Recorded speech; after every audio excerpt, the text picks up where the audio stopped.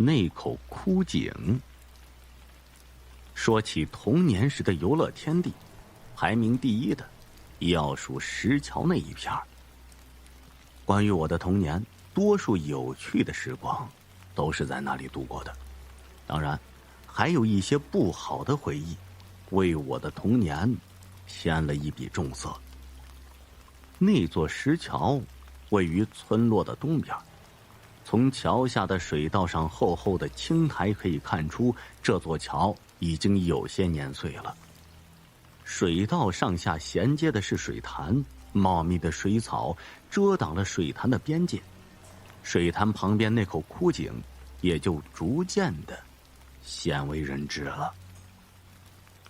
夕阳映着暑气渐渐退了禅阴，天色渐渐暗了下来，我们这些孩子的嬉闹声却逐渐聒噪起来。平日里熟悉的环境在入夜之后似乎添了几分神秘。哎，去石桥那边东煤潭赶不赶去啊？品坚一边嚼着包子一边说。这有什么不敢的？你们呢？我望向他们，眼神里满是期待。行啊，那走吧。走。其他几人应和着，于是我们这支队伍便浩浩荡荡的向石桥走去了。游戏规则还是跟往常一样，手心手背选出2个人驻守阵地，其他人各自选好地方藏好，驻守阵地的2个人数20个数便开始找。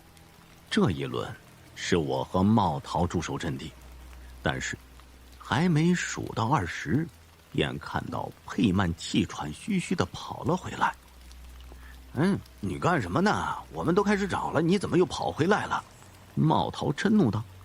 我刚才躲在水道里后面的草堆后面，我看到仙秋他被什么东西拖进那个枯井了。佩曼带着哭腔断断续续的说着。大晚上的别开玩笑了，我就有点生气了。是真的，不信你们去看看。佩曼急得直跺脚，平日里啊，他确实不是个喜欢开玩笑的人。虽说我们也害怕，但还是想去看看仙秋到底怎么样了，于是召集到其他人向枯井走去。谁敢上去看看？我和大家互换了一下眼色，却发现彼此的眼神中全是胆怯和害怕。我去看看。说罢，品坚蹑手蹑脚的走进那口枯井，仿佛怕是惊扰了什么。仙秋。他试着叫了一声，但是没有人回应。这井里没有人呐。他回头朝我们喊道。于是我们几个呢，也到枯井跟前探头看了看。这井底呢，还是往日那些碎石，甚至之前茂桃扔进去的雪糕棒，还依稀可以看得清楚。你确定仙秋被拖到井里了？真的，我亲眼看见的，我真没有骗你们。黑板焦急地说。我们又喊了仙秋的名字，找了好一会儿，依然不见他的踪影。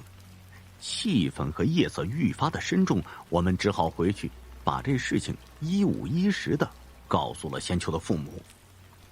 那天晚上，石桥那一片到处都是手电和光亮和仙秋这个名字的呼唤声。他们甚至在水深不到1米的水潭里捞了3遍，却仍然没有仙秋的踪迹。那仙秋究竟去哪儿了？夜里我做了一个梦，梦见我趴在那口枯井边上往下望，枯井里满满都是水，月光映在上面，井里我的倒影竟然是仙秋的模样。我一下子被自己的梦吓醒了，难道仙秋真的被枯井里的鬼魅拖走了吗？心里有些害怕，越是这个时候越觉得膀胱胀的难受，实在憋不住，只好硬着头皮去门外上茅房。夜静的可怕，没有一点风声，往日里蟋蟀蛐蛐的叫声都没有，空空的院子里只有静止的月光以及我踩在沙地上的脚步声。米诺，我仿佛听到有人喊我的名字，声音微弱，却清晰可见。米诺，是我。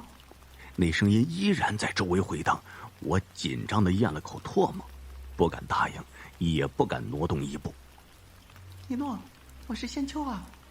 那声音缓缓地说着，听得我浑身的汗毛都炸起来了。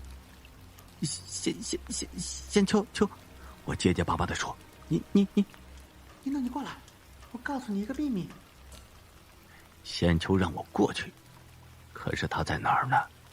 那真的是仙秋吗？一连串的疑问在我脑海中晃悠，不知是真的信了他的话，还是吓懵了。我真的四处环视了一下，结果看见仙秋正趴在院子的墙头上。你真的是仙秋？我望着他，可脚步却不由自主的后退，因为我发现月光下他的眼睛黑洞洞的一片，好像根本没有眼球的存在。米诺，你别怕，我不会伤害你的。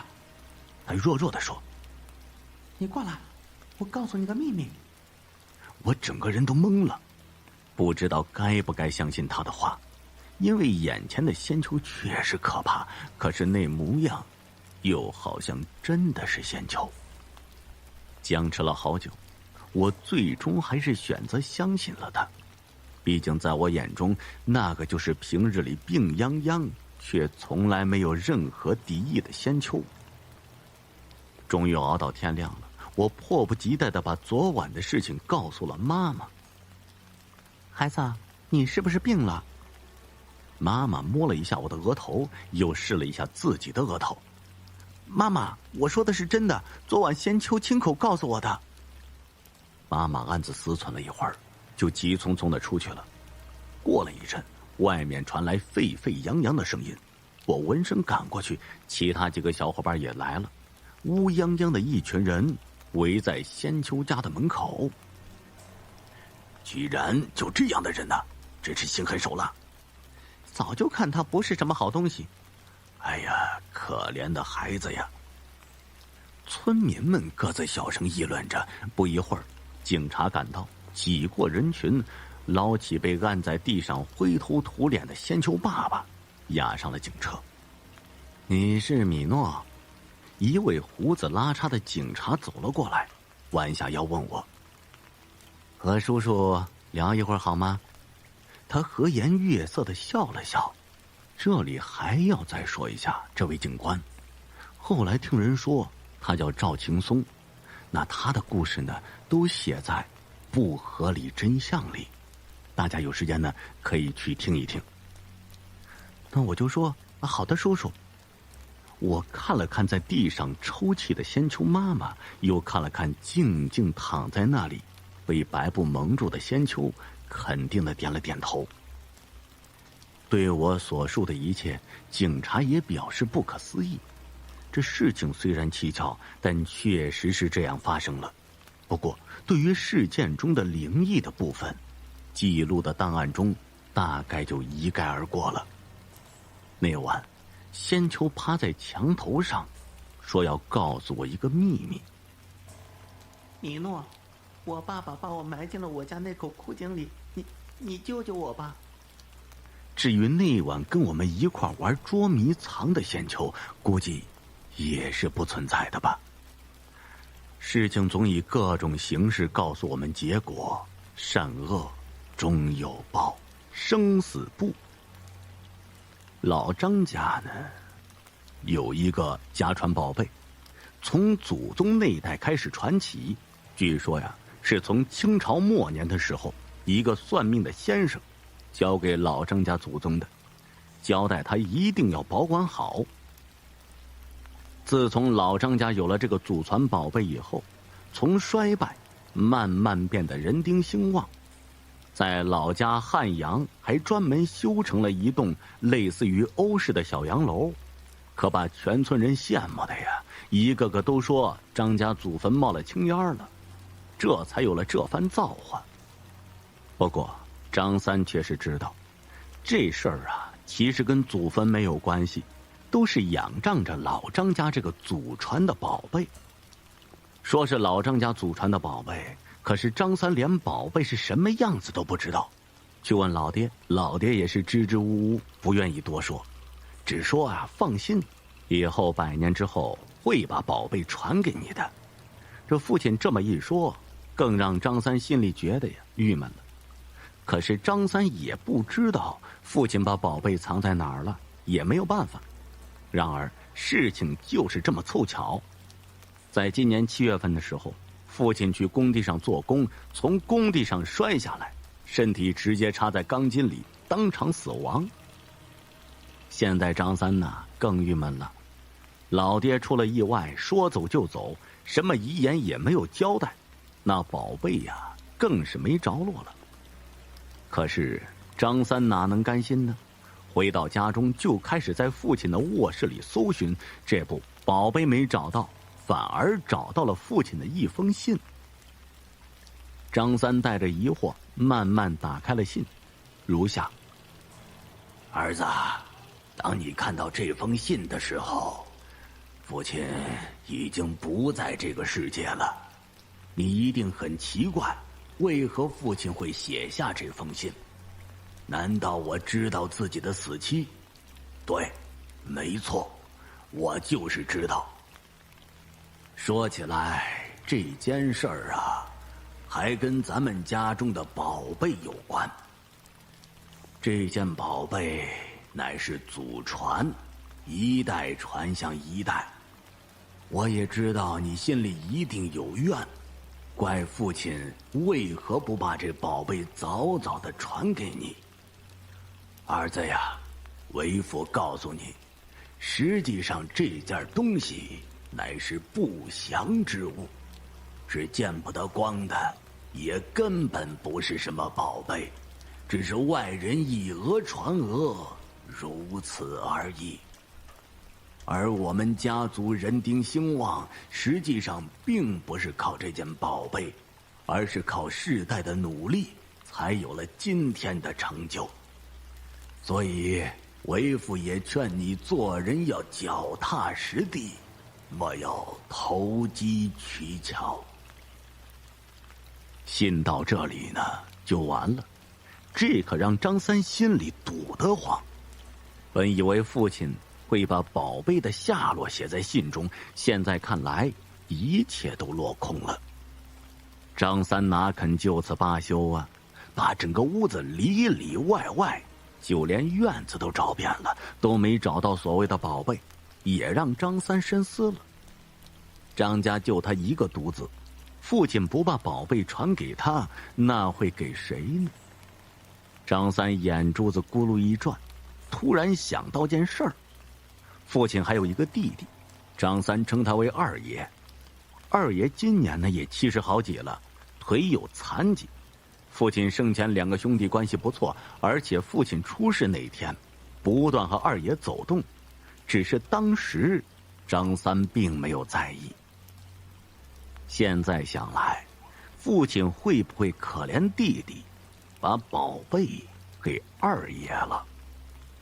张三一想到这里，心里就来气，哪里还坐得住直接朝着二爷家中而去，一脚把二爷的大门踹开，顿时院子里的大黄就冲了出来，对着张三汪汪大叫。张三整个人气急败坏，一脚就把大黄踹翻在地。大黄狗一记吃疼，躲在院子角落咕咕直叫。二爷听到声音，一跛一跛的从屋子里走出来，便笑脸相迎。哎呦，原来是张三来了呀！快，你坐。少废话，把我家的宝贝交出来。这二爷一看张三气急败坏，再看院子角落的大黄狗，哀叹一声，浑浊的双眼看着张三道：哎呀，跟我来吧。二人进入屋子后，二爷让张三坐下，无奈摇了摇头，还是说出了事实。你父亲确实把你家的宝贝交给我了，但是我告诉你，这并不是什么宝贝，而且这东西根本见不得天，丢又丢不得，毁也毁不得。也为了你的安全着想，所以才把这东西交给我保管。这张三哪里听得进二爷的话呀？哼哼一笑，眼中发出一缕缕凶光，咬牙切齿地说道：“别跟我废话！你花言巧语在我父亲那里骗得我家的宝贝，可是你却骗不了我。我劝你最好识相，把宝贝交出来。”这二爷看张三那副凶悍模样，再看他这次过来不拿到宝贝誓不罢甘休的样子，叹口气道：“哎呀，我可以交给你，但是你要跟我保证，千万不能打开看。”成。现在为了宝贝，张三已经顾不得这么多了，很快就答应了。说罢，二爷在床底下的一个暗格里拿出来一个用红布包好的东西，交到张三的手中，不断嘱咐道：“千万不能打开看，切记切记。”张三嗯了一声，那就离开了二爷家。不过回到家中，张三冷笑一声，早把二爷的话忘到九霄云外去了。红布打开后，居然是一个32开蓝色大本，页面有些泛黄，上面写着几个醒目的大字：生死簿。是张三看到这里，心中更好奇了。要知道生死簿这是阴间的东西，不过也让张三心里更痒痒了。张三怀着好奇心打开了生死簿，上面竟然记录着众生死于何年何月何时，以及每个人生平所做的好事坏事，全都记得清清楚楚。张三惊奇地看着上面所写，从上面找到认识的人，如下：张玲，生于1980年3月9日辰时，卒去2016年5月27日亥时，死因被歹徒所伤，流血过多而死亡。张三看到这里已经合不拢嘴了。要知道张玲是他的同学，今年他还听到这个噩耗。据说被歹徒所伤，而这生死簿上居然记得清清楚楚。接下来张三又翻到他们张家那一页，他们张家每一个人的死亡他都看得清清楚楚，就连他老爹死亡上面也记录得很清楚，死因乃是工伤所致。难怪老爹早就知道要死亡。不过看到这里，张三手开始发抖了，因为他想看到生死簿上是怎么记录自己死亡的。不过最终还是没有耐住心中的好奇，终于看到了那一页。张三卒于2016年8月1日晚22点。窗外一阵黑压压的东西飞过，从树上就掉了下来。张三回头一看，原来是一群乌鸦从树上飞了下来，甚至还有一根黑色的羽毛落在张三的生死簿上。这让张三瞪大了双眼，眼睛里满是惊恐。张三此刻看了看墙上滴滴答答的时钟，刚好写着22点。张三低头一看，死因生死簿上竟然写着窥视阴间机密，暴毙而亡。也在此时，生死簿上忽然伸出一个铁钩，铁钩深深地嵌在张三的双眼里，随着铁钩猛地一拉，张三的2颗眼珠子咕噜一声就被拉了出来，那对眼眶变成了泛滥的血海。紧接着张三的头一耷拉，倒在桌子上。然而在张三死后，那本生死簿也离奇的失踪了。原来生死簿是勾魂使者黑白无常一不小心遗落在人间的。要知道生死簿是阴间的东西，不能见天日，活人更不能看。当年算命先生在识得生死簿的时候，也知道自己命不久矣，所以把生死簿交给了张家祖宗，并且交代要用红布包好，将它放在安静处，上香摆供，从不打扰。张家倒好，不供也就罢了，因为好奇打开去看，却出了这样子的事儿。真是好奇害死猫啊！小混混的死。在一个幽暗无人的土房子里，冰凉的月光透过土墙缝隙照了进来，一看四周，除了黑色口袋装着的垃圾，什么都没有。突然，这房上那道泛起岁月痕迹的破烂木门吱呀一声打开了，清冷的月光照了下来，将一个背着竹篓佝偻着背的男人的影子拉得极长。郑权向四周望了望，知道没有人，把木门掩好，悄悄地将背篓放下。他将一包一包用黑色塑料袋死死覆盖着的东西一股脑地从背篓里倒出来，然后将这些东西一一塞进了垃圾里。整个过程做得不慌不忙，不过他还是大意了。有一个袋子没有封好，突然之间落下了一个圆圆的东西，一咕噜滚了好远，刚好在月光极强的地方停住了。这郑权杀人分尸的时候，怎么没有感觉到害怕？这一幕可让他吓得倒吸了一口凉气。一个女人的头被黑色带血的头发死死缠着，还能依稀看到惨白的脸上，她眼睛瞪得老大，一副死不瞑目的样子。不仅如此，她那带血的嘴角隐隐约约有了斜度，似乎在对着郑权笑。郑权哪里受得了这个呀，吓得丢了背篓，撒腿就跑。郑权是这个村子出了名的小混混，平日里呢好吃懒做，净干些小偷小摸的事儿。前几日到城里赔了钱，欠了一屁股的赌债，正瞅着有被剁手的危险，自然不能在家里安逸的躺着。听说村里一户人家，这前几年呢，男人在外打工，从工地上摔下来，没了性命。这工地加上保险公司一起赔的钱，大概有60多万的样子。家里父母都死得早，这钱呢，自然给了媳妇儿。郑权儿早就惦记着这60多万遗产了，以前还故意跟这家媳妇儿套近乎，献各种殷勤。不过人家根本不吃这一套，知道他郑权不是什么好人，躲都来不及。明的不行，那就来暗的。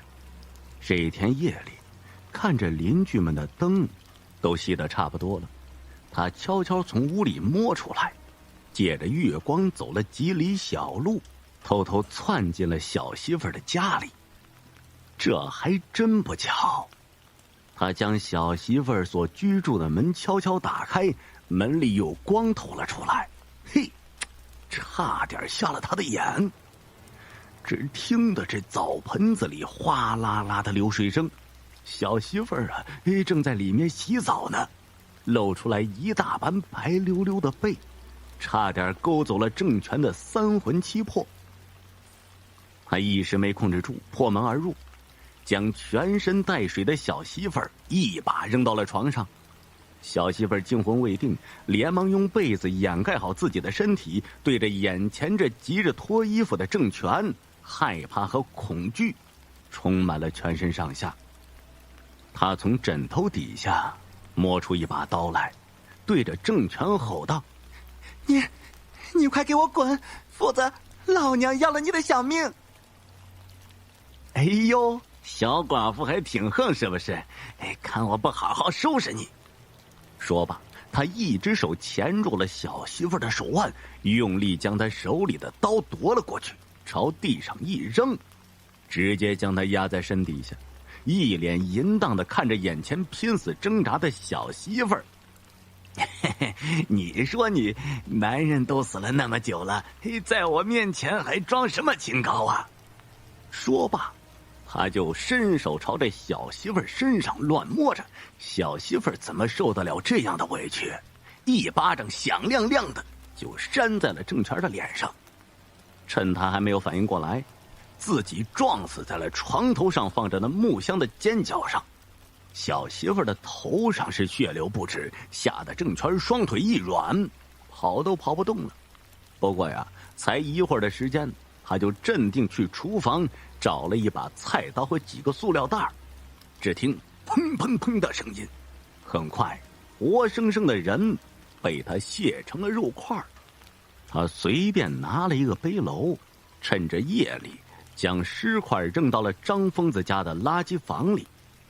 这郑权之所以想这么做呢，想着大夏天的尸体放在家里容易发臭，要是被人给发现报了警，那可就完了，还不如卸了扔到别处。这几日里，他几乎每晚都做梦，梦到的还都是一个场景，每都是小媳妇儿拿着菜刀要砍他的脖子的时候突然惊醒。这还不算什么，更糟糕的是啊，催债的人已经逼到他家里了。你说这郑权什么都没有拿着，怎么去还债呀？带着头那个穿黑衣服的人，可都是将刀拿出来晾在了木质的桌子上，将他的衣领子揪住，恶狠狠地说道：“你他妈的，快将钱给老子拿出来，否则老子可是说到做到。”郑权看桌子上的刀，就吓得腿软。这突然之间就想到小媳妇儿家还有60多万的款子，哆哆嗦嗦地说：“大哥，你容我几天，我把钱翻倍还你，怎么样？”那人将他脖子领一松，掂量一下郑权全身上下：“那可是你说的，要是3天之后拿不出那么多钱的话，你就小心点，到时候我可就不是只要你一只胳膊那么简单的事儿了。”说罢，他带着自己的几个兄弟扬长而去。郑权这心呢，算是输了一大半了。不过还是有些悔恨，想当初就不该色迷心窍，或许60多万的票子都给他揣热了，现在没办法，只能拐回去再拿了。于是到了晚上，他又偷偷溜进小媳妇家里。这家里自从男人死后，就他一个人。现在他也死了，自然是空空荡荡。不过这说来也奇怪，居然有灯亮着。郑权呢，这心都在钱那儿，哪顾了那么多呀，蹑手蹑脚就钻了进去，又到了小媳妇生前所住的房子。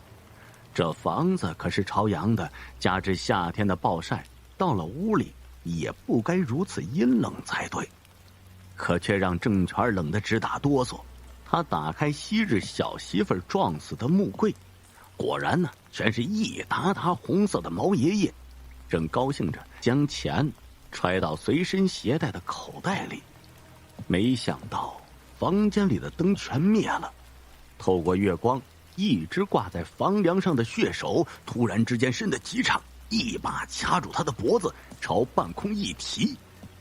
郑权大骇地看着箱子，哪里是钱呢？明明都是残缺的尸块，突然之间吓得大叫一声，耳朵全是女人凄厉的尖叫声：“还我命来！还我命来！还我命来！”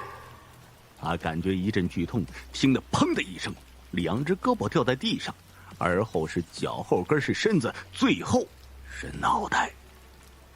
过了大概2、3天的样子，有人在小媳妇家发现了他，不过已经成了发烂腐臭的尸块，在右手上还握着一把菜刀。众人看到地上一沓沓的钱，皆是纷纷抢着捡了去了。可曾想在黑暗的角落里，正有一个女人一脸阴险地看着他们。老屋棺材。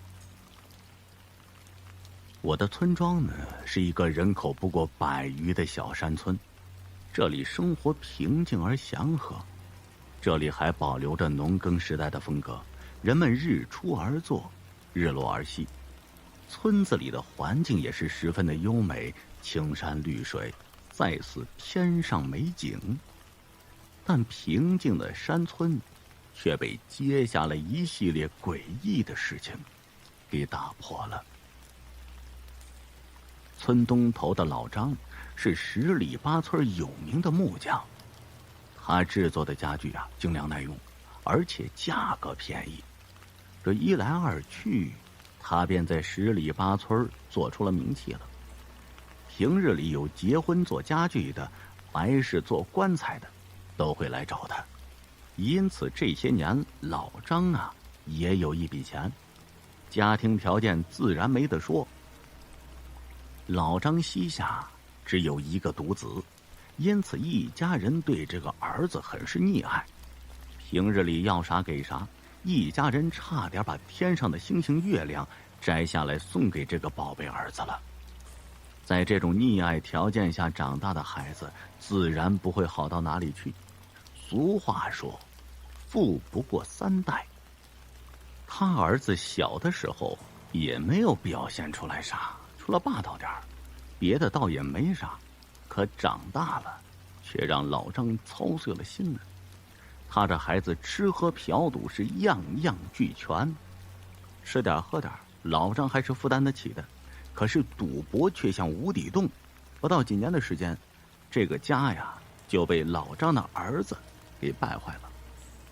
眼看到了说媳妇儿的年纪了，可这孩子里平日里游手好闲，不务正业，连份正经的工作都没有，又怎么会有姑娘看上他呢？这些事儿让老张是苦不堪言。就这样过了几年，老张在工作的时候呢，突然晕倒在地，人们把他送到医院一检查，这才发现老张已经是癌症晚期了。回到家，老张望着家徒四壁的房子，叹了口气。现在不要说治病就连吃顿饭都困难，家里只要有点钱，都会被那个不争气的儿子拿去赌。他的老伴一气之下也是撒手人寰，看来只能为自己准备后事了。老张苦笑一声。第二天早起，老张就来到这院子里，他打算为自己挑选木材，为自己打造一副棺材。他自己为别人打了一辈子家具，到头来能够为自己打造一副属于自己的棺材，也算是一种幸福了吧。可当他看到这院子里的木头时叹了口气，因为院子里只剩下柳木、槐木了。这些平日都是用来做农具把手的，那些稍微值钱的木材早已经被那个不孝子拿去给卖了。众所周知，槐木、柳木属阴，不能用作棺材的，不然会使死者不安，甚至在其阴气的滋养下会诈尸的。老张作为一名木匠何尝不懂这些呀？可也不能在死后让别人帮忙买棺材吧？那他呢是个爱面子的人，他不允许这样的事情发生。于是在接下来的几天里，老张是加班加点制了一副柳木棺材，并且把它放到了前面的老房子里。这一天，他的儿子又读书了，看到病重的父亲不但没管，还偷走了家中仅有的一点积蓄，并且还偷偷地卖了老张视若珍宝的木匠工具。工具对一个工匠来说，那就是半条命啊。老张发现这事儿以后，一个想不开，当晚就去阎王爷那里报道了。等他儿子第二天回来，才发现自己的父亲早已死去多时。虽然自己不孝早已被众人皆知，可也不能不管必定把死尸放在家中不合适。于是他叫来左邻右舍，在大家的帮助下，总算暂时安排好了老张的尸体。按惯例，死去的人要停3天才能下葬，于是这些天老张的尸体便停在他老房子的棺材里。村里的事情便在停进去的第一天开始。老张死后第一天，村里便出了人命了。死者是老张的儿子。他儿子是被晨起溜达的王大娘发现的，死状凄惨，脖子上开了几个大洞，浑身的血也被吸干了，只剩下皮包骨头的一副骨架，内脏被掏出来扔得满地都是。王大娘当场就被吓尿了。村里人报了警，警察来了以后收集了一些证物，便回去调查了。平静的小山村瞬间笼罩了一层阴霾。就在人们紧张的时候，村里又发生了一件大事儿。村子里养的鸡在一夜之间全部被吸干了。村里的李大爷神神秘秘地说，他昨晚看见死去的老张，是他干的。那众人呢都不信，都认为李大爷在开玩笑。李大爷就十分生气，他就气愤地说：“你们怎么能不信我呢？等着瞧吧，咱们村子里早晚还得出事儿。”这果然在第3天早晨，一大早就出来的铁蛋妈哭喊着，人们赶到时才发现又出了人命案了。铁蛋昨晚惨死在家中，警察到了后甚至呢否认了仇杀，因为他还只是个孩子。3天出了2条人命，公安机关也是压力山大，他们特地抽派人手日夜巡逻，整个小山村中是人人自危。这时候人们想起李大爷的话了，一些人决定请个阴阳先生来看一下，因为村子里接连2条人命已经把村民都吓破胆了。于是经过大家商量，就决定由村长代表大家去请一位阴阳先生。几经周转，大家终于请来了李半仙儿。说起这李半仙儿啊，还真有那几分本事，而且在这一带非常有名。李半仙儿来了以后啊，这没有多半句废话，了解情况以后便问道：“你们村里最近有没有去世的？”大家便把老张去世的事情说了一下。本来今天是老张下葬的日子，可却发生了这么多事情。李半仙听完以后忙说：“快带我去。”于是众人就忙带着李半仙儿来到了停放棺材的老房子那儿。到了房子那儿，李半仙倒吸一口凉气说：“好浓郁的阴气呀！”走到停放棺材的房间里，李半仙儿看了棺木，瞬间就明白了真相了。于是他走到门口，挑了几个年轻力壮的小伙子说道：“你们几个去把棺材抬到太阳底下去。”当几个小伙子把棺材抬到太阳底下时，棺木一阵抖动，众人见状吓得连忙躲得远远的。这个时候，村长走到李半仙的面前就问：“李先生啊，这是怎么回事啊？”李半仙儿面色凝重地解释道：“这棺木有问题，是柳木，加上老房子阴气重，里面的人已经尸变了。白天还好说，一到晚上他就会出来害人。那可怎么办呢？”村长就焦急地问。李半仙儿捋了捋胡子道：“少了，越早越好，晚了的话恐怕全村人的性命担忧。”村长咬了咬牙，最终决定组织好了人捡些柴火之后，人们打开了棺材，看到里面的老张，众人无不色变。老张几个尖牙外露，身上嘴里满是血渍，在阳光下的老张皮肤迅速变黑。众人呢把他抬到柴火之间，点燃之后，老张发出一声凄惨的叫声，然后慢慢的化为灰烬。山村又恢复了往日的平静，而孝顺老人和对孩子的管理也给这个小山村带来了很大的深思。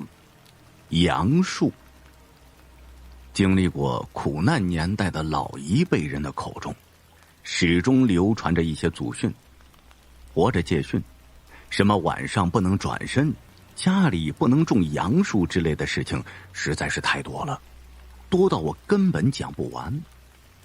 下面我们就说说杨树的事情。其实这杨树呢还是比较广泛的，村子里不少户人家门口或者院子里都栽种着不少的树木，其中大多数便是杨树了。可是每当村子里的老人看到那户人家院子里种植杨树的时候，便会忍不住的摇头叹息着离开。虽然自家的长辈也劝阻过那些人，可是并没有什么用，以至于后来每当有老人看到这的时候，便会选择离开。其实对于鬼怪之类的东西，我一直都是半信半疑的，既不相信这世上存在这种灵魂，也不否定他们存在的事情，可能是我没见过的缘故吧。可是自从一次拜访，从一位老师的口中问起这件事的时候，老师便给我讲了一个他自己的经历。不知为何，听老师说完以后，我发现自己的背后不知何时已经被冷汗浸透了。老师原名叫王军，如今他早已经不在学校教学了，退休后便住在村子里，没事的时候呢，就在家里养些花花草草的消磨时间。可是很快村子里却发生了诡异的事情。村里有一棵巨大的杨树，具体是哪一年种下的，没有人知道，只知道杨树需要3人环抱，而杨树下面常年阴森森的。村里老一辈人则说，这杨树上面住着鬼。至于为什么没人知道，只说是树大成精。后来这村子里呢，则有一位捡废品的老人从那里经过的时候，不经意地看了一眼杨树，可这一看之下，顿时吓得老人落荒而逃。原来老人看到杨树上不知何时便有一条色彩斑斓的大蛇，蛇头正昂立起来，看着地上的老人吐着蛇信子，更是时不时的从大蛇口中喷出来黑色的物体。当时老人看到这条大蛇，差点没有被吓死。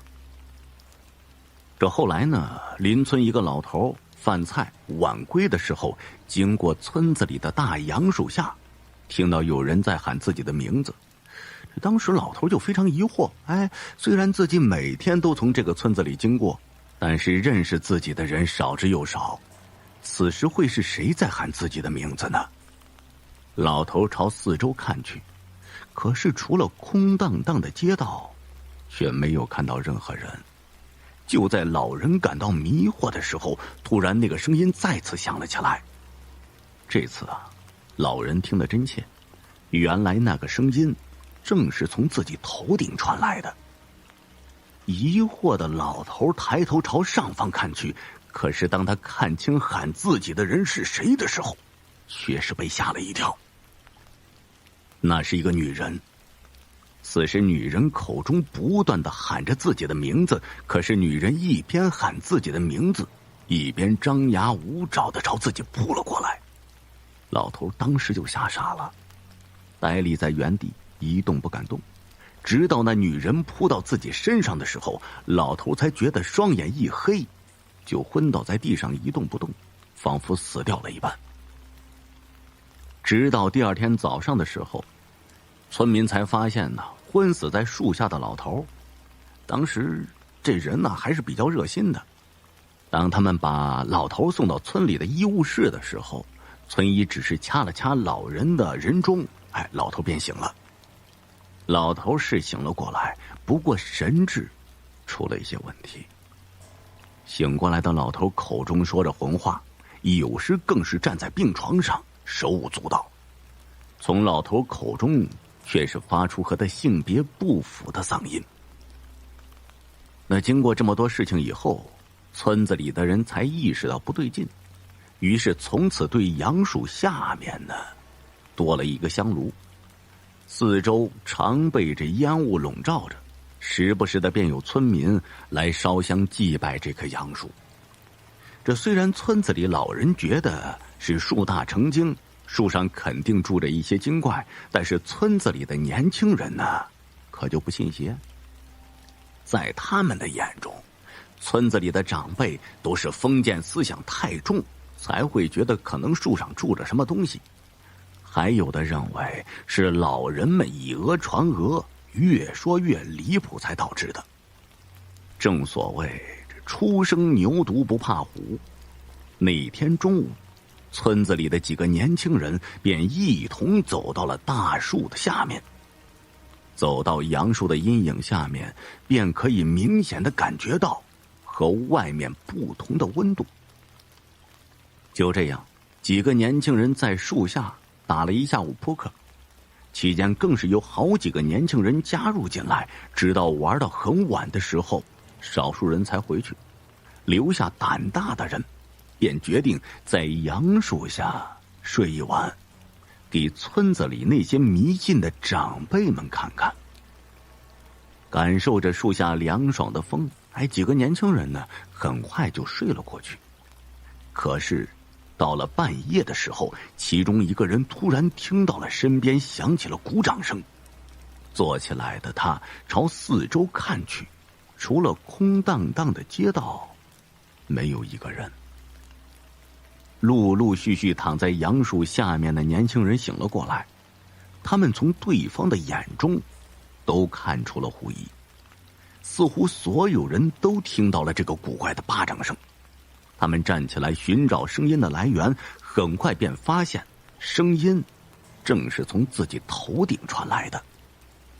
仰起头的他们突然睁大了眼睛，原来响声正是从杨树上传来的，只不过杨树上面并没有人，可是所有人都感觉在大树的枝桠后面仿佛站着不少人在拍巴掌一般。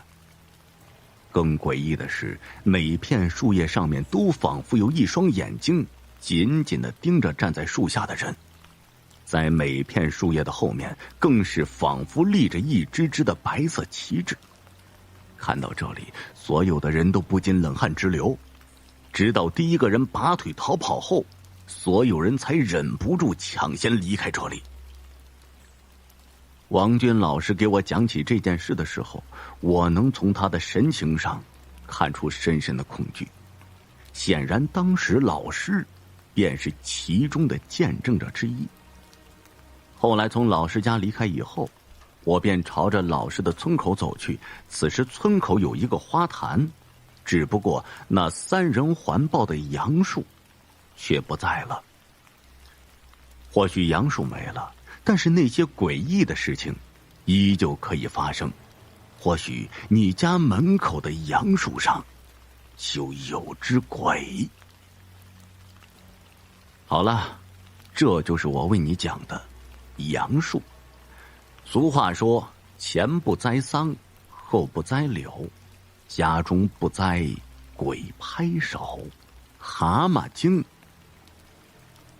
清源镇有一户姓马的人家，是氏族大家，亭台楼阁多如繁星，这土地山林更是广袤。马家有500亩上好的玉米地，是马家主要的粮食来源之一。这多少年来，这片玉米地产量丰富，马家把它视作为根基之地，顾家之源。可是啊，自从5年前起，这片上好的玉米地一到快结玉米棒子的时候，总是被这狂风冰雹夷为平地。如果只是偶尔的年份，那自然没什么奇怪的。这奇怪的是啊，年年如此，更是甚至那些狂风冰雹像是长了眼睛一样，专瞅着马家的那片玉米地打。由于年年如此，这村民们呢就开始议论纷纷。有人就说了，这一定是马家做了什么缺德事儿，才会招致老天爷的憎恨。也有人说呀，这一定是马家的前辈人干了什么勾当，才会祸及子孙。这更有甚者说，马家的祖上是杀人如麻的刽子手，他们家财都是用人头和鲜血换来的。这反正啊，村民们的议论都不是什么善言。马老爷道德高尚，心地善良，哪受得了这等流言蜚语啊？他常常思考，这我一生没干过什么坏事儿，妻子儿女那是心地善良，为什么老天爷总是跟我过不去呢？又是一年玉米生长的季节，嫩绿的玉米杆儿已经高过肩头。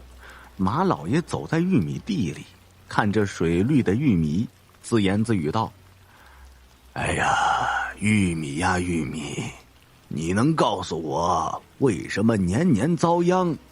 老天爷呀，要是我马家干了什么坏事儿，你又何必惩罚这些玉米呢？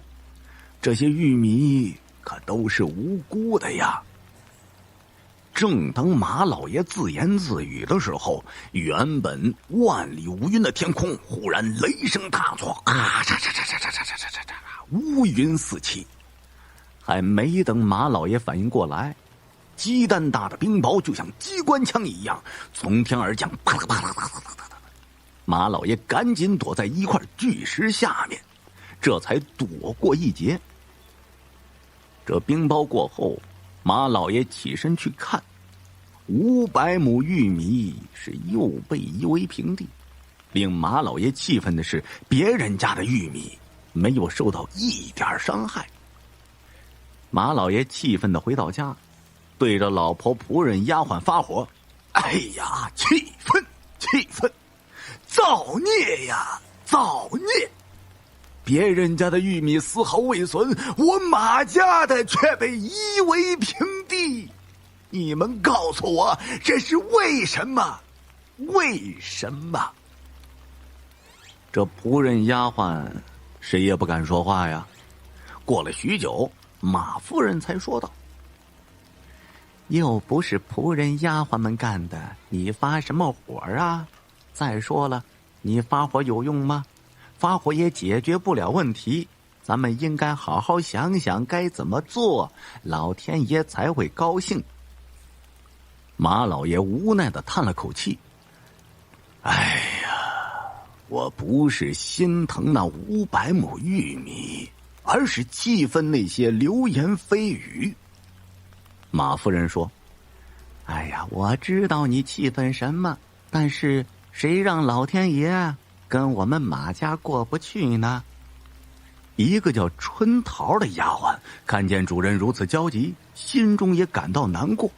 他想了想，大着胆子道：老爷，我有些话不知当讲不当讲。马老爷一直很喜欢春桃，他看了看春桃就说：当讲无妨，老爷绝对不会怪你。春桃说：依我看，我们家的玉米总被冰雹夷为平地，并不是老天爷要惩罚马家。马夫人问道：不是老天爷，那是什么呀？春桃说道：马老爷心地善良，品德高尚，是一位大善人，老天爷怎么会惩罚一个大善人呢？我觉得咱们马家一定是惹上了什么妖怪，才会连年遭此横祸。马老爷觉得这春桃说的有道理，但是又弄不明白马家如何招惹上妖怪，以致连年遭殃。春桃接着说：老爷，我听说赵家山上有一个道观，里面住着一个老道人，武功和法力都很高强，何不派人把他请来一看呢？或许老道长来了，一切问题就会迎刃而解。马老爷和马夫人都很赞同春桃的看法，他们派了一个男仆去赵家山邀请老道长。3天后，老道长来到马家，马老爷把整个事件的来龙去脉都说了一遍。老道长捋了捋胡子，想了想说：带我去看看那片玉米地。马老爷领着老道长在这玉米地四周转了一圈，道：那畜生到别处去了，今年已经来不及了，要收拾那畜生，非得等到明年不可。老道长走了，临走的时候说道：“等明年玉米生长的季节，我再回来收拾那作恶多端的畜生。”次年，又是一个玉米生长的季节。老道长来到马家，吩咐马家的男仆人们准备好刀枪，随时等他吩咐。每晚3更时分，老道长都站在大路上，朝着那片玉米地凝视一阵。一天，天空晴朗，老道长吩咐马家的男仆们带上刀枪，跟他一同往玉米地里埋伏起来。老道长和马老爷领着手持刀枪的家仆，静静地埋伏在玉米地里。原本呢，这万里无云的天空突然间是乌云密布，狂风四起。老道长手搭凉棚，看着翻来的乌云，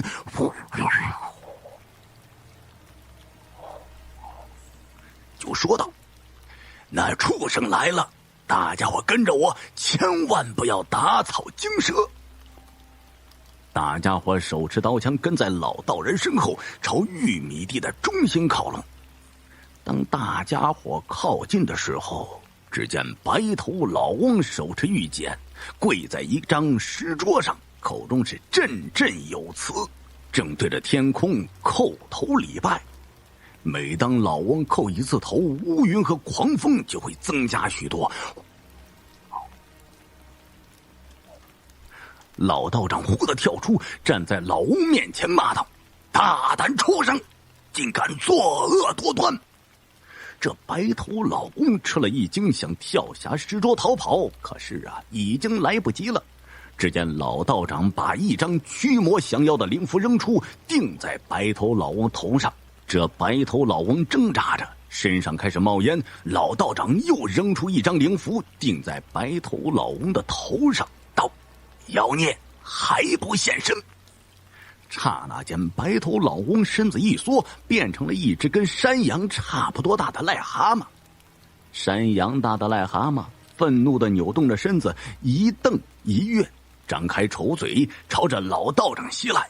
老道长身子一闪，闪到一边，大声喝道：“此时不动手，更待何时？”众人听到喊声，纷纷冲杀而出，持枪之人先将长枪抛刺出去。山羊大的癞蛤蟆被数十支长枪击中，活像一只愤怒的刺猬。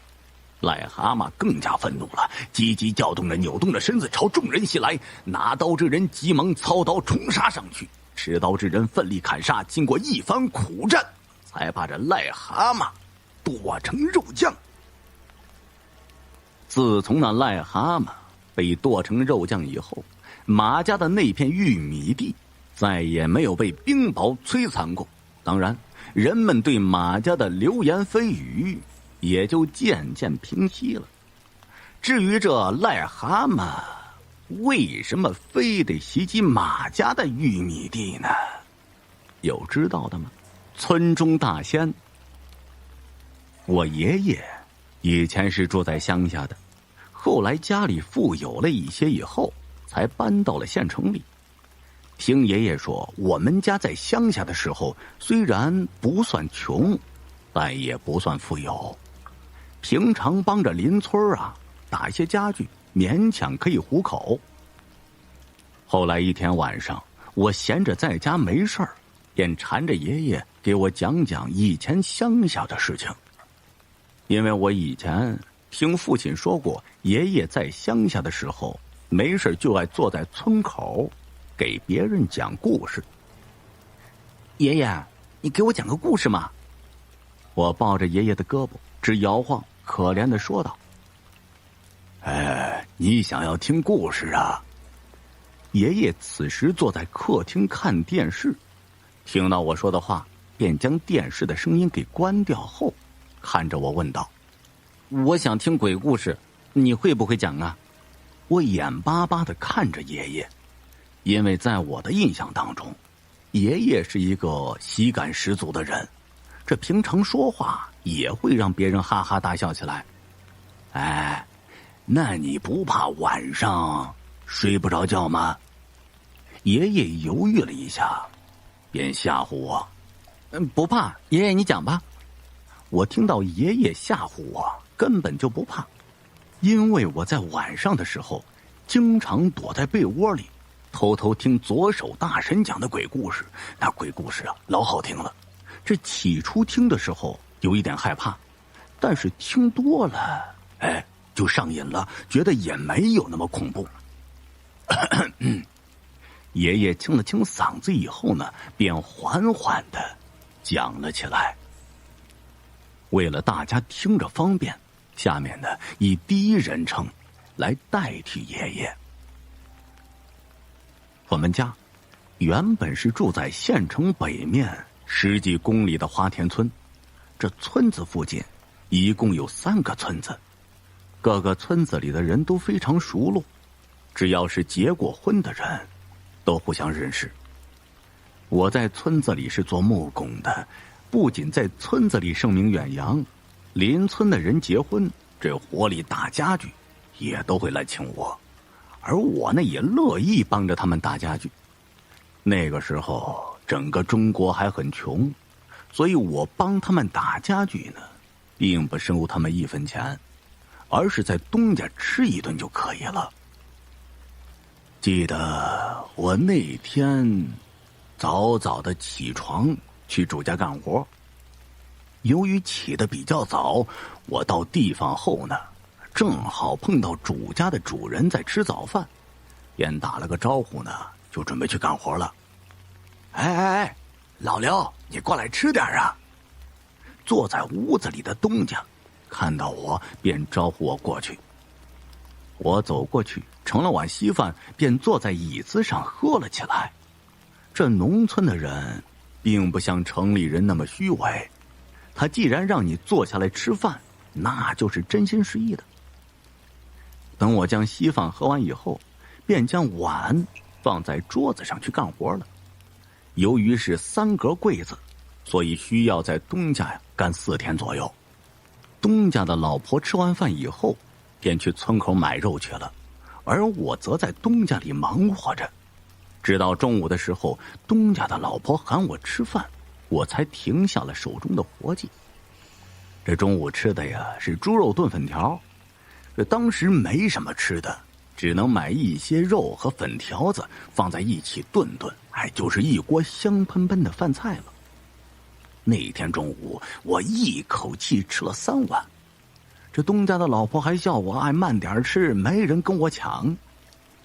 我尴尬的就笑了笑，便擦了擦嘴，去准备干活。这时候呢，东家的老婆就喊着让我帮他把肉挂在梁上面。这乡下老鼠较多，所以村子里的人一般将吃不完的东西挂在梁上，防止被老鼠啃了。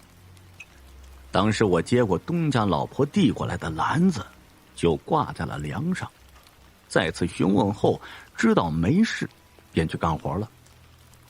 直到傍晚的时候，我听到了东家老婆在厨房里破口大骂。好奇的我走过去，看到厨房里站着东家的老婆和儿媳妇儿。此时的妇女呢，正对着自己的媳妇儿批评着：“啊，说是不是你嘴馋偷吃了篮子里的肉？你怎么这么不懂事儿啊？”东家的老婆呢，不断的辱骂着自己的儿媳妇儿。这儿媳妇儿站在一边低着头，一声不吭，委屈的样子仿佛随时都可能流下眼泪一样。儿媳妇儿为什么不敢顶嘴？那是因为在村子里，女人没有男人的地位高。结婚的女人如果敢对自己的公公婆婆不敬或者顶嘴的话，被自己男人知道会被休掉的。当然那是在那个时代。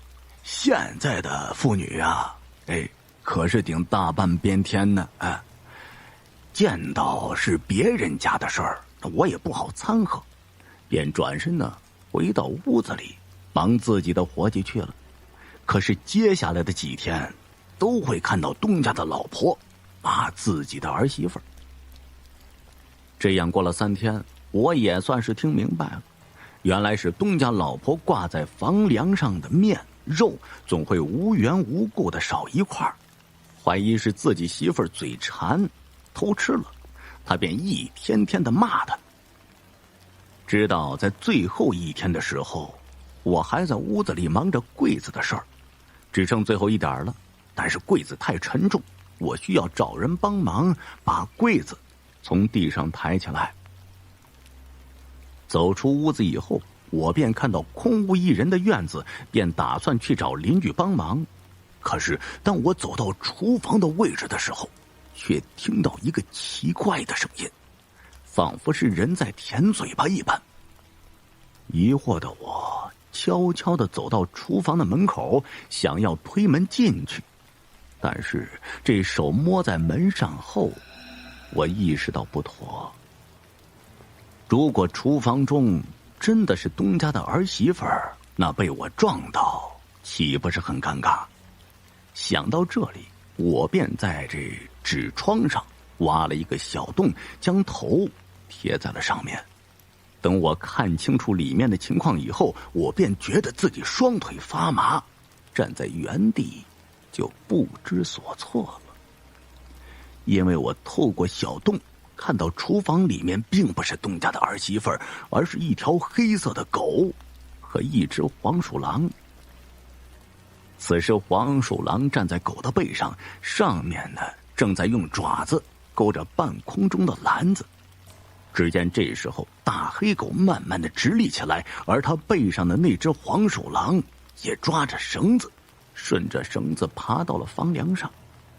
惊人的一幕出现了，在梁上的黄鼠狼此时非常人性化的将绳子给解开，慢慢的放了下来。等到篮子落到地上以后，便见到那只大黑狗就扒开篮子，把上面的白布一掀，叼起一块肉放在了一个地方。随后黄鼠狼慢慢的将篮子给拉了上去。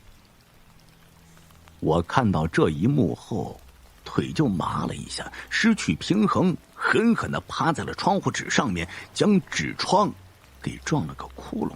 我整个头都伸到了厨房里。此时正在叼着肉的大黑狗看到我以后，又看了看黄鼠狼，只见黄鼠狼立起身子对我挥了挥爪子，随后见到那只大黑狗便朝我狂吠，嘴中的猪皮此时也掉在地上。只见大黑狗叫了几声后，便朝着我跑了过来，而那只黄鼠狼则趁机叼起地上的猪皮，就从屋子里的小洞内爬了出去，很快就消失了踪影。此时的我被大黑狗咬到了肩膀，我想挣扎着站起来，却被大黑狗给拉到了厨房里。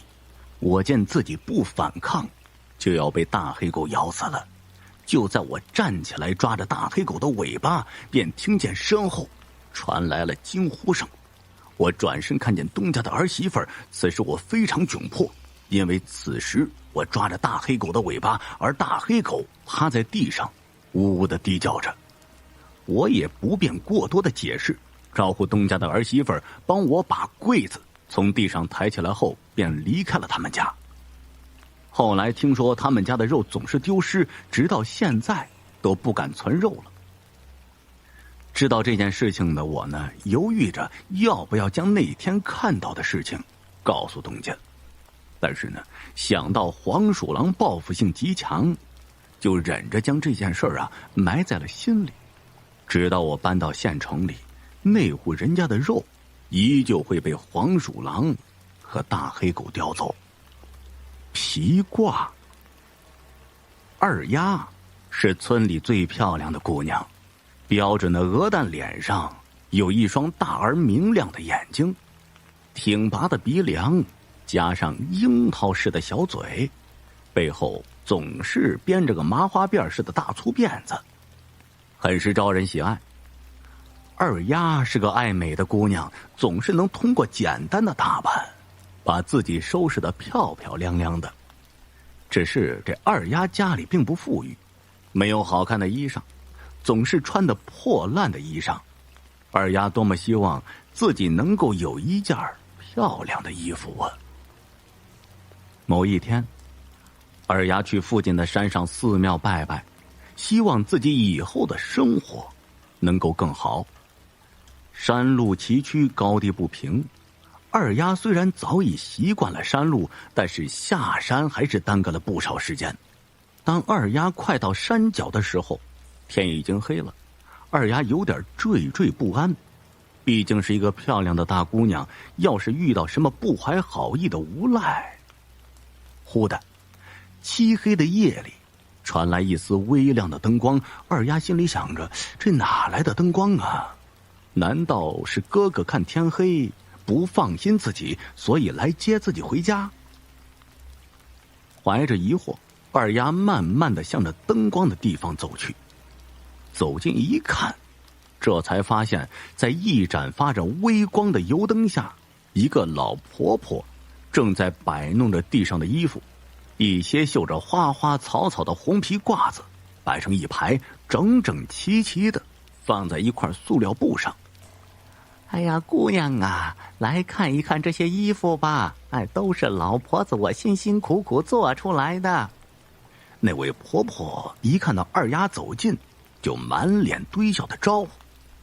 这二丫看看老婆婆不像是村里人，而且一个老人天黑了还卖衣服，感觉很奇怪，就问道：这位奶奶，天都黑了，你怎么还一个人在这里卖衣服啊？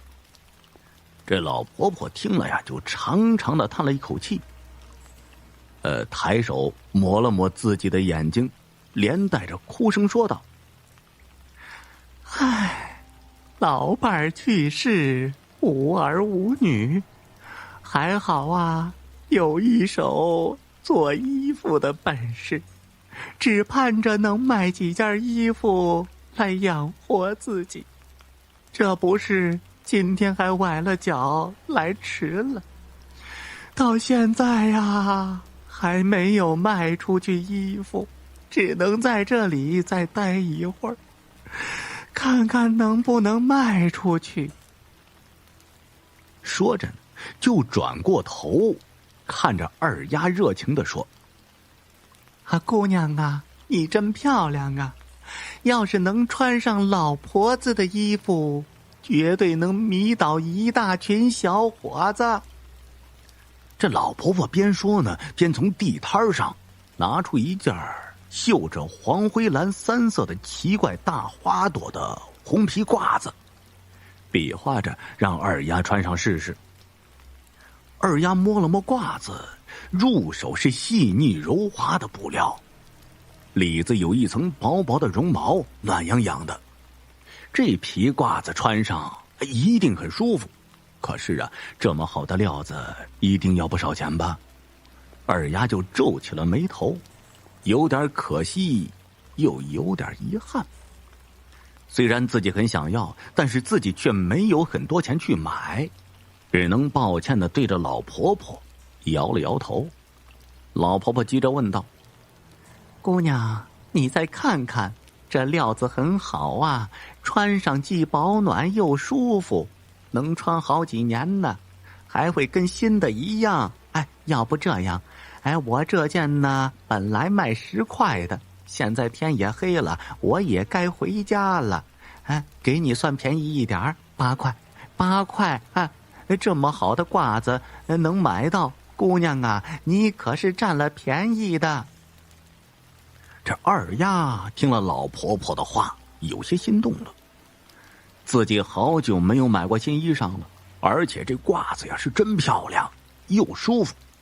可是，一想自己身上只有5块，思索了一下，就抱着最后一丝希望，盯着老婆婆的眼睛问道：奶奶，我这里只剩5块钱了，您能不能再便宜一点啊？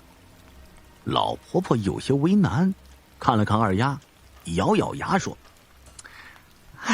行，你拿走吧，穿着好了，姑娘，你可要给老婆子多介绍点人来买呀。这二丫笑着答应了，然后欢天喜地地穿上新买的红皮褂子，就往家里跑。老婆婆死死盯着二丫的身影，露出了诡异的笑容。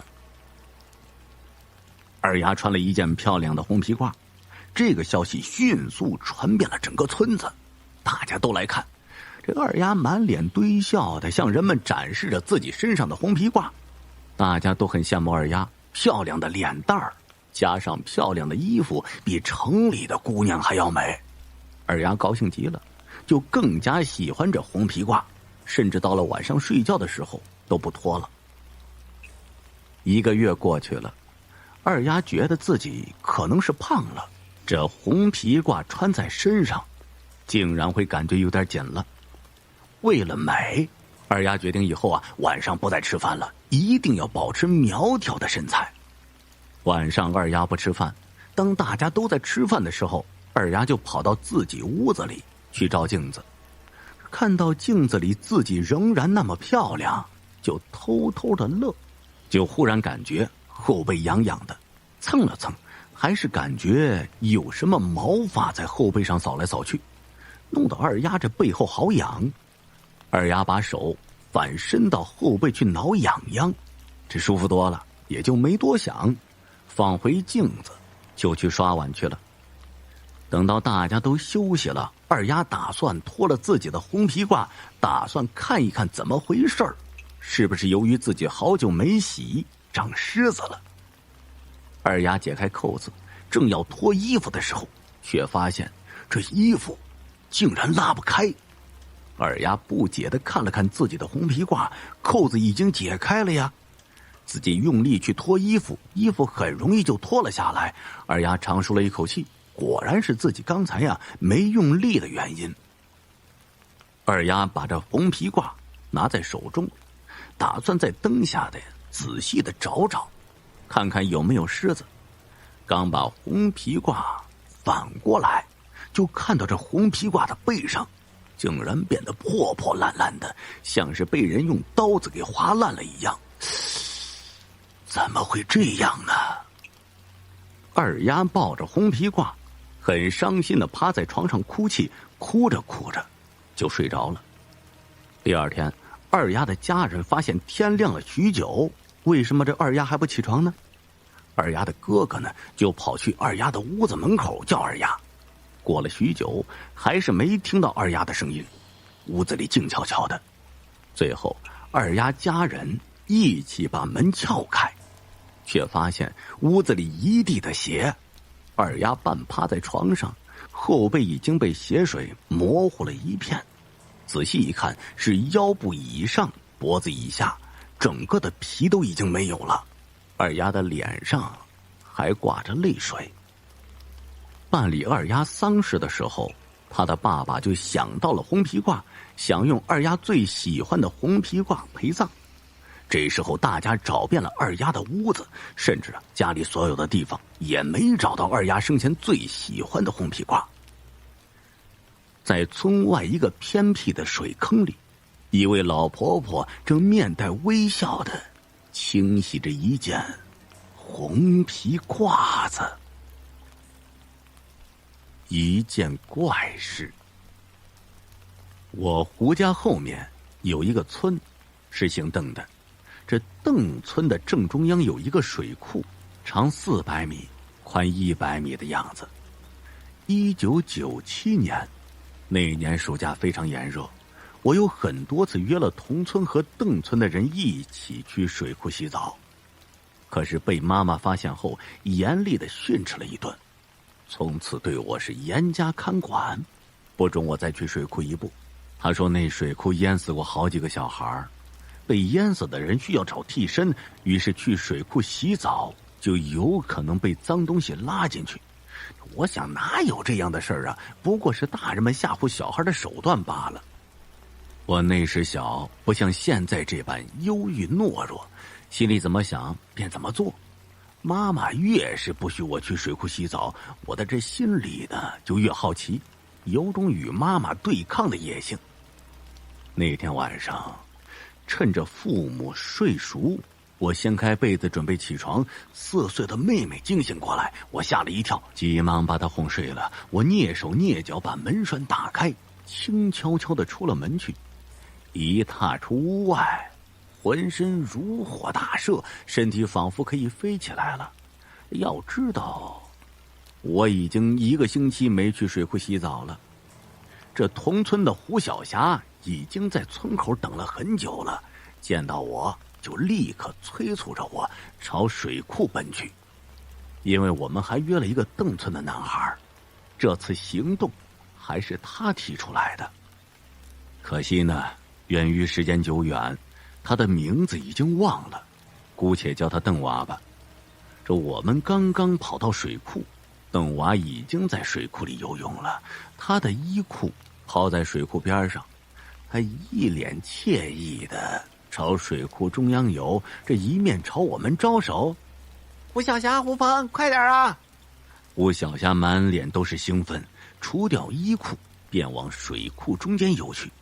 那夜月光很亮，我借着月光依稀可以看到邓娃越游越远。不知道为何，那时候我突然感到一丝恐惧。周围寂静无声，只有胡小霞扑通扑通的声音。她的水性也不好，只敢在浅水区玩。可是啊，我不想让2个小伙伴小看，于是呢，也下了水库。我记得刚下去的时候，水是冰凉刺骨，我全身打了一个寒颤，强忍着冰凉，还装作若无其事开心的样子。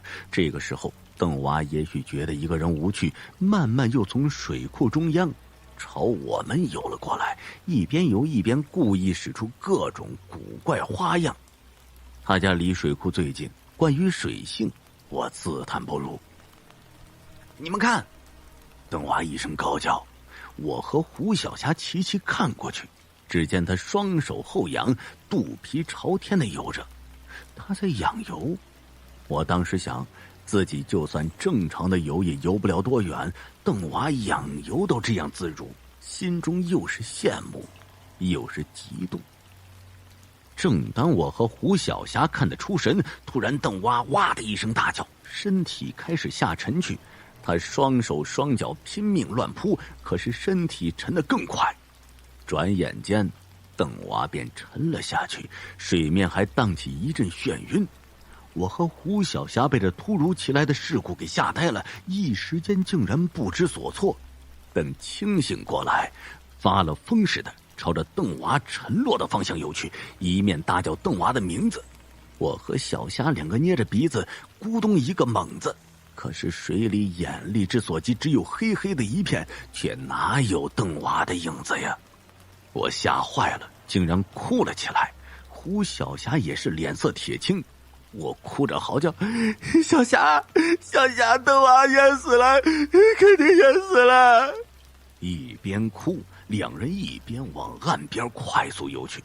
我们穿上衣裤，正准备往家里跑，突然一阵哈哈的大笑声让我和胡小霞回过头来。该死的邓娃，原来是他！2个胆小鬼！邓娃得意忘形的大笑，我气疯了，朝邓娃大骂了起来，什么难听的词汇都出口了。邓娃也穿好了衣服，3人便分了手。我和胡小霞朝着湖村走去。这个邓娃，他笑得像个鬼一样。胡小霞小声的嘀咕着：“哎，不像鬼就不是他了。”我跟着附和，还未从邓娃的恶作剧中走出来。这夜晚的事儿隐藏得很好，爸妈都没有丝毫觉察到。第2天，我和胡小霞决定好好捉弄一下邓娃，报晚上被下之仇。我说过，邓家村是围着水库的，而邓娃家正对着水库。在经过邓娃家的水库旁，我看到很多人围在一块儿。我和胡小霞走近想瞧个明白，只听到一个妇人悲惨的嚎哭声。水库旁边呢，还散着小孩的衣裤。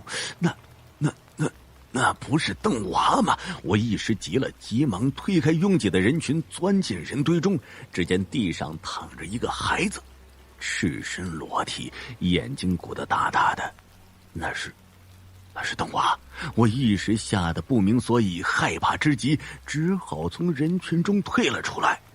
我明明看到邓娃穿好了衣服回家的，从大人口中得知邓娃昨晚不知道什么时候偷跑出来，一直没有回家。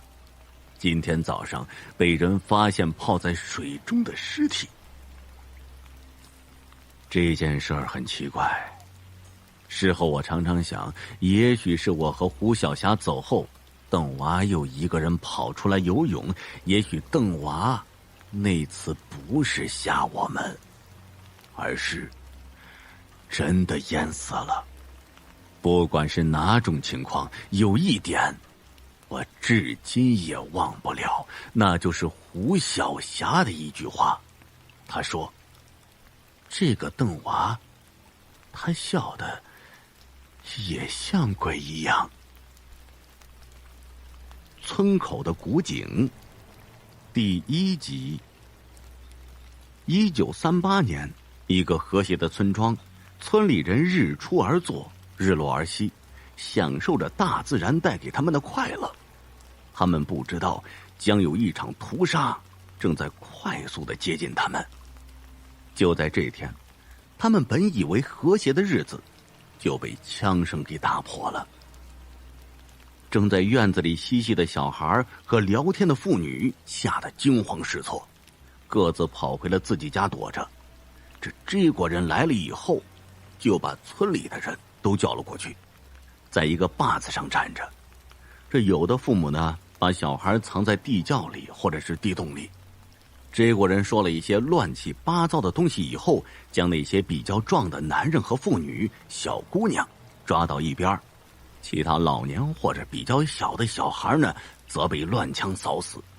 有的追过人为了娱乐，将一些人弄到一旁，拿着刺刀捅进身子，把肠子呢或者心脏挑出来。村里其他人吓得是手脚发软，因为他们知道下一个将会是自己。终于有人站出来说，狗日的不是东西，老子和你们拼了！但这有什么用呢？直接被连续的枪声给击毙了。村里人怕了，不敢动了，等待着他们的只有死亡。经过屠杀以后，原本和谐的村子弥漫着浓浓的血腥味儿。鬼子为了毁尸灭迹，将一些死了的村民扔到了村口的一口井中。这井呢很深很深，深不见底。鬼子又将另外一些死了的村民给烧了，或者挖大坑给埋了。经过了几十年，村子又恢复了平静。我听着村里老人讲了当年的故事以后，就打算和一群好伙伴去村口的古井瞧一瞧。我叫李文成，算是村子里的孩子王，今年16，就准备喊上村里和我年纪相仿的几个伙伴，一般玩的比较好的呢有4个，分别叫李文深，我弟弟比我小1岁；李蝶，我比较喜欢他，15岁；李鹏、吴爽。当时呢，他们不敢进去，因为他们听说这井里面经常发出恐怖的叫声，有时候白天干活的人经过那里以后，都会听到救我出去，救我出去，我们饿了。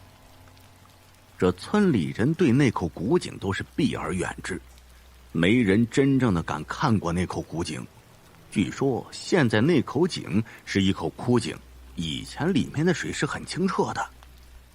经过我的劝告以后，他们终于打算和我去了。我们绕过一座山以后，来到了这口古井。怕被大人发现，所以我们绕过了直接来到古井的小路。毕竟大人们经常告诫我们不要去村口那玩。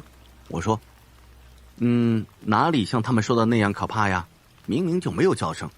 你们现在知道大人经常唬小孩了吧？这李蝶挨着我说，陈哥，可我还是有点怕，我们回去好不好？总感觉这口井挺诡异的。我连忙抓着小蝶的手说，不怕，有我在呢，就算有鬼，他们应该也不会伤害我们。我们毕竟是他们的后代嘛。然后文深说，哥，你说的也对，毕竟我们是他们的后代嘛。就这样，他们颤巍巍的身体就恢复了平静。那我们围着古井绕了一圈以后，一直没有说话的吴爽说了一句：“陈哥，我们下去吗？这古井有点大，可以容下我们5、6个人吧。”然后我就问：“你们要下去吗？”小蝶马上抱着我，几乎要哭了，说：“陈哥，我好像听见有人在喊救命，好可怕呀！”我静下来，心听着，似乎有人在喊救命。这本来平时很大胆的我，心里像压着一块石头。我咽了一下唾沫，说：“你们快跑啊！小蝶、文慎、小爽，你们快跑吧！”然后他们就跑了。可是小蝶像着了魔一样，向着井边走去。我嘶喊着说：“小蝶，快跑啊！你干什么呢？”小蝶也不说话。我当时心里都快要急炸了，但是我不能畏惧，因为我是他们的老大，不能抛弃任何一个人。我的心马上就变得坚定了，我马上跑过去抱着小蝶跑了。回到家以后，我们个个都是心惊胆战，好像经历了一场大战一样。小蝶自从回到家以后，就开始呕吐发烧。小蝶的父母一开始只觉得小蝶是生病了而已，没有太关心。我也经常去看她。他父母告诉我说，这几天小蝶经常做噩梦，说梦话，在晚上的时候说：“不要抓我，不要抓我。”然后就哭了。这他父母终于知道，这次小蝶并不是单纯的生病，然后就问我：“你们是不是去那口古井了？前天听村里人说你们去过那口古井。”我沉默了一会儿，说：“对，我们的确去过那口古井。”然后我把那天的事儿完完全全的说给了小蝶的父母。小蝶母亲差点气晕了，怒吼道：“你们要去，别把小蝶拉着去呀！要是我家小蝶有什么事儿，我不会放过你的。”这小蝶爸在旁边说：“你们家和我们家的关系是非常好的，这本来我和小蝶妈也挺喜欢你，把你认作我们小蝶以后的好女婿。可是这次的事儿你必须负责，你毕竟16了，我们农村16也不是小孩子了。我明天去找邻村的冯太翁，把事情给他说了，他应该会有办法。”我没想到小蝶爸妈心里的我是那么的好，我心里已经没有那么恐惧了。我要负责，我必须将小蝶弄好。我就心里默默的念叨，我说了一句：“好，我绝对不会让小蝶有事的。”小蝶爸说：“好，今晚你就在这陪小蝶，不然她会做噩梦，好好照顾她。如果有事情到旁边的屋子叫我们。我和小蝶妈已经几天没睡好觉了。”我肯定的说：“这过了几个小时，小蝶轻轻睁开眼睛，她微弱的说：“陈哥，你来了。”我看到她说：“我来陪你，你爸妈睡了，他们这几天都没睡好觉，让他们好好休息一下。”小蝶说道。那我就看着小蝶，说不出的伤心和自责，因为我一时无知，造成了这样的后果。在自责中，我握着小蝶的手，头顶在床头上，睡着了。不要抓我，我是无辜的，不要抓我！小蝶尖叫着，我瞬间惊醒了。我说道：“小蝶不怕，有陈哥在，没人抓你的。”小蝶的眼角全是泪水和无辜，然后一头栽进我的怀里说：“陈哥，我怕，我看到好多人抓我，他们好可怕，有小孩、老人，他们满身都是血，我好怕呀，好怕呀，陈哥。”小蝶不怕不怕，他们都是假的，他们都不是真的。我的眼中也是噙着泪水，我想哭，可是却不能哭，因为小蝶我要故作坚强。过了一会儿，小蝶就在我怀中睡着了。我小心翼翼地把它放在床上，我坐在凳子上，靠着床头，又睡着了。村口的古井。第2集。第2天，我被外面的吵闹声惊醒了。进来的是文申和吴爽。文申说：“哥，小蝶还没好吗？昨晚你一整夜都没回来，爸妈以为你又去哪玩了。”我说道：“小蝶现在还在睡觉呢，她每天晚上都做噩梦。”旁边的吴爽说：“刚才我看见了一个从未见过的老头来我们村子了，那些大人对他们还挺尊敬的，好像是一个道家人。”我一句话也没说，就跑了出去了。看到一个老人在李家院子门口坐着，旁边的是几个老人，好像在问他一些什么问题。那老翁看了我一眼，好像对旁边的老人问道：“那孩子是谁呀？”旁边的老人回答：“哎呀，这孩子叫李文成，是村子里比较孝顺的孩子，平时就喜欢玩啊，还有个弟弟叫李文申，俩孩子都挺讨人喜欢的。”这说着说着，老人就向我招了招手，叫我过去。我就跑了过去，跟我介绍这位老翁。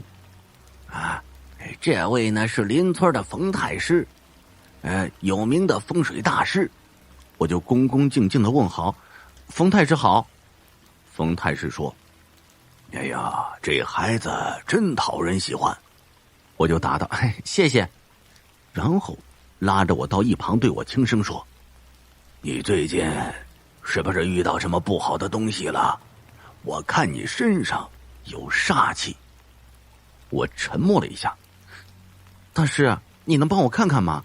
我最近的确遇到了。”“今天晚上，就带我去。”我就连忙说：“好。”到了晚上，我就带着大师来到了那古井。“大师，这就是我们那天来到的地方，你快点帮帮我。”大师冷静地说道：“不忙，我看这阴气太重，一时间之内不可能消除，待我下去看看再做打算。你是这件事的主人，你必须跟我下去。”我就连忙说：“好。”我们就找了一根破旧的绳子掉了下去。这是一口比较大的古井，因为以前呢很多人都来这打水，这里的水很清很甜，但现在已经枯竭了。在进入井的时候，我听到了声音：“救我，救我！”这并不是一个人的，而是很多人。他们的声音有点沙哑，更瘆人。这我心里又被恐惧给笼罩住了。看着大师已经在井下面了，我又不害怕了。这个井呢比较深，大概有10多米，相当于5楼那么高。我慢慢吊着绳子下去，经过几分钟，我终于到了井底。我感觉脚下有很脆的东西，咔嚓！我马上打开手电，差点把我吓死。井底下全部是白花花的骨头。我尖叫了一声，但是被那恐怖的声音给盖住了。我看着周围全是人影，有小孩，有老人，大师呢则坐在原地打坐。我不敢看了，突然一个肠子露在外面的人对我说：“好久没吃东西了。”他舔着嘴，大师一下站起来说：“列祖列宗在上，我知道你们死得惨，我和他是你们的后辈。当时我看见村里人被那些小鬼子给屠杀了，我爸妈把我藏在了地窖里面，我为你们感到悲痛。现在那些小鬼子已经被我们赶出了中国，我也知道你们的怨气很深，无法投胎转世。我明天将会在这儿做一场法事，超度你们。”那些小孩就听不下去了，直接张开血盆大口。大师让我先走，我当时被围得无法逃脱。大师扔给我一个圆盘，我当时也不知道是什么东西接住了。大师说：“快走，拿着这个东西那些鬼就不能靠近你。这我拿着这个圆盘，果然那些鬼很怕我，我内心呢已经无比的恐惧。拿着这个圆盘爬上去，可是大师却没有走。我眼睁睁的看着他被那些鬼撕得不像人样，看着这些全身是血的鬼，我以最快的速度爬到了井口。我在井口哭着喊道：“大师，大师！”大师对我说：“你快走，这不是你我能惹得起的，以后千万不要来这苦井了。”我坐在井口边上，晕倒在井口。不知道多久以后，有人拍了拍我的肩膀。“大师，你不是已经……”大师说：“我没事。”大师领着我去了他家，也没有说明到底里面发生了什么事儿，给了我一小包东西，用纸包着的，让我和那一天那几个伙伴喝了它以后就会好的。回去以后，那些天村子里呢，经常有人说路上有一群老少哭喊着救我救我，大家都非常害怕，甚至晚上都不敢出门了。于是就去请了邻居的冯太师。自那之后，冯太师似乎又苍老了许多。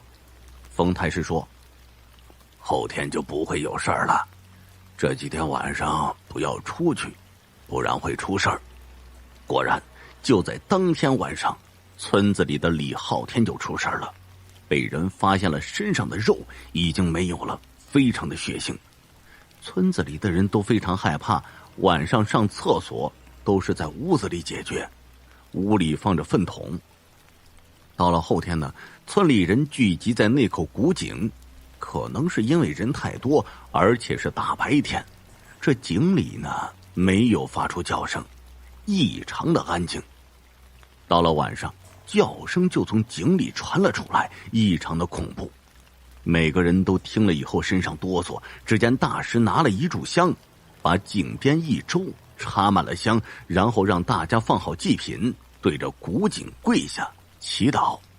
果然这天以后就没有再出现过叫声，也没有一群人游走的声音。这小蝶身子也好了，但是大家惊奇地发现，古井边上的祭品都没有了，凭空的消失了。但是大师却在那天离奇的死了，没有人知道为什么，就连我也不知道当时井里面发生了什么事儿。